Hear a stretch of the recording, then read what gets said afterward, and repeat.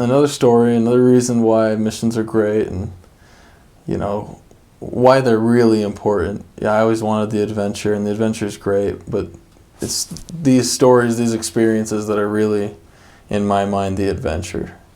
When you get to see the hand of God work in people's lives. So we were teaching in my area that I was in for 10 months. When I first got to that area, I remember my companion and I were being somewhat disobedient. We were kind of slacking on the schedule. We would sleep in for 30 minutes, just things that I thought were little things, but I also knew that I wasn't giving it my full 100%.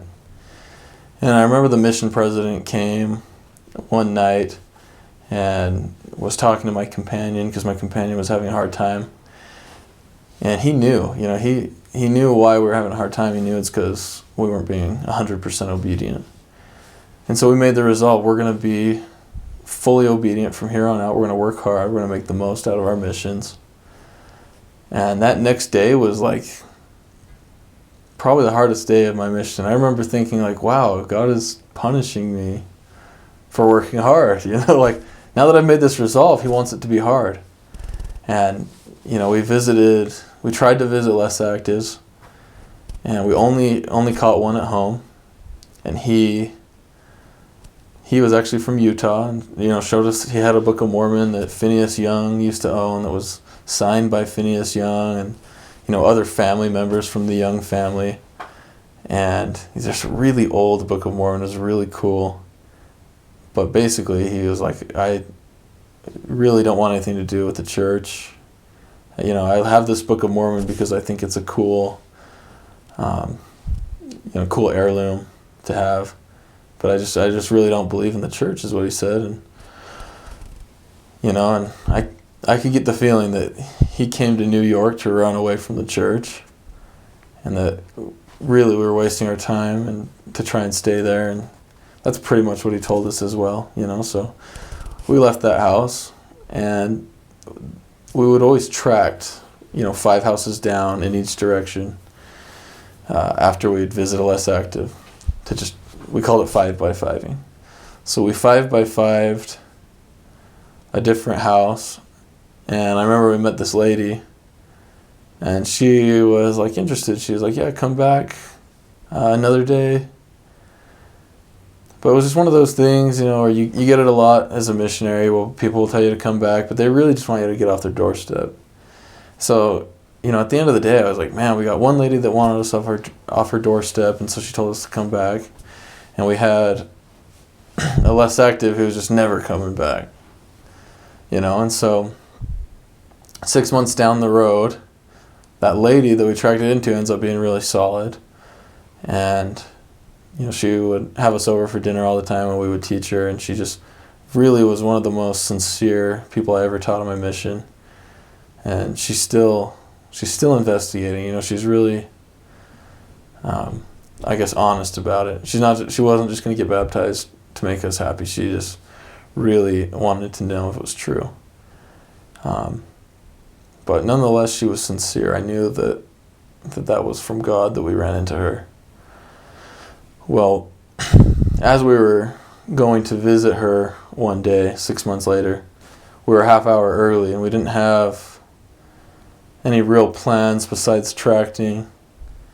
And just kind of came into my head that we should go visit this less active that was really, kind of anti, seemingly, and really didn't want anything to do with the church. And the only reason I could think that we should go see him is that he was a nice guy.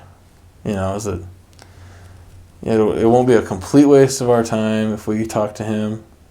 I mean, he's not going to come back, but he's friendly. He is friendly.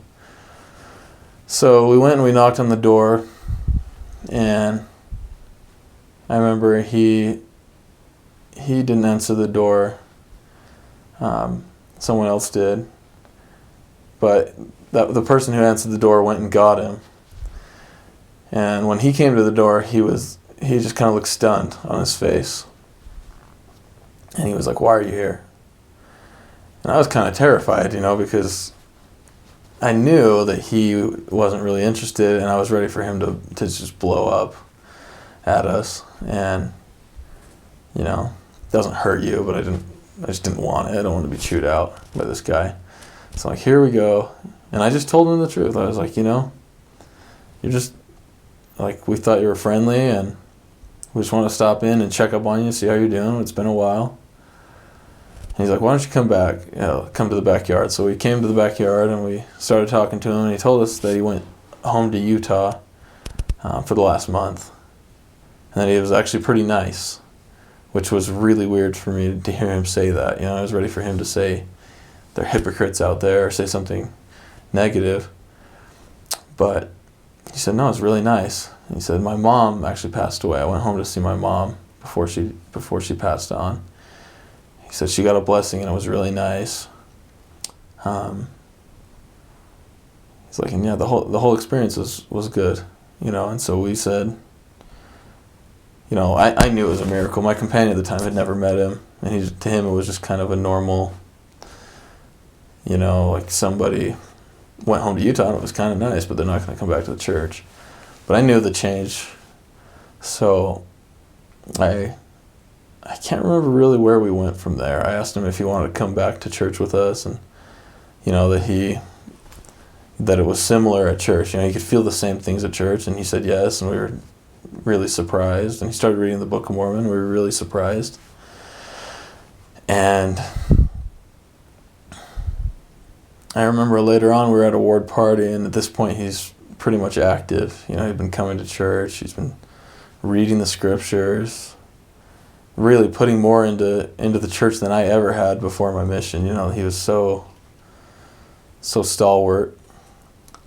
And another missionary was talking to him about, how cool it was that he had come back to the church. And he's like, well, yeah, the story is really interesting. I said, I went home and saw my mom pass away. But one of the last things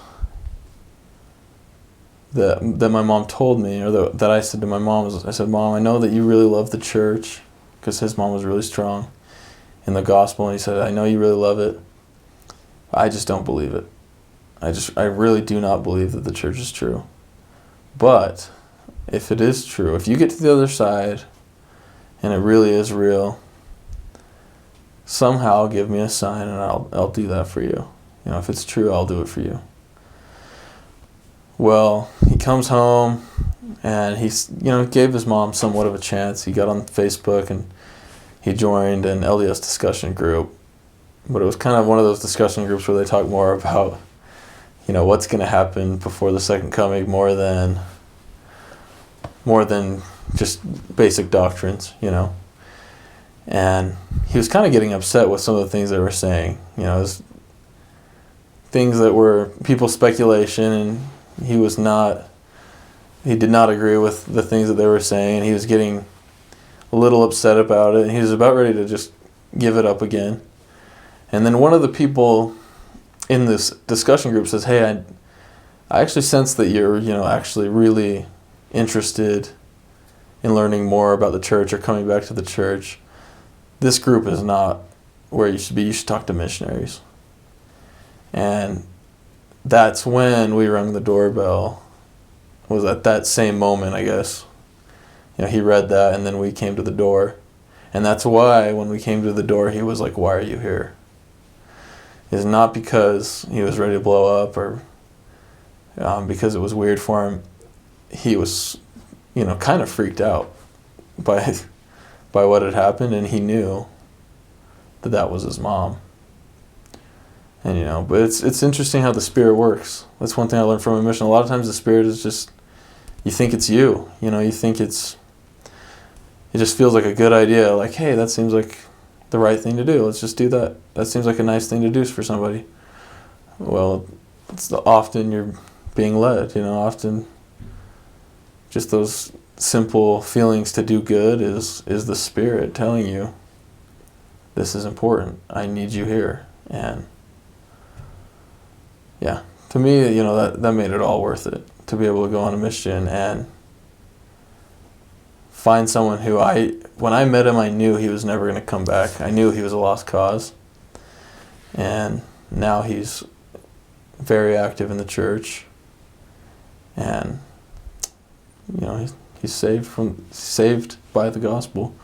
I know that Jesus Christ loves his children, and that even when you kick against the pricks, even when you turn against the church and you run from it, you move away from it just to get away from it because you hate it, he still loves you, and if he can, he'll find a way to bring you back.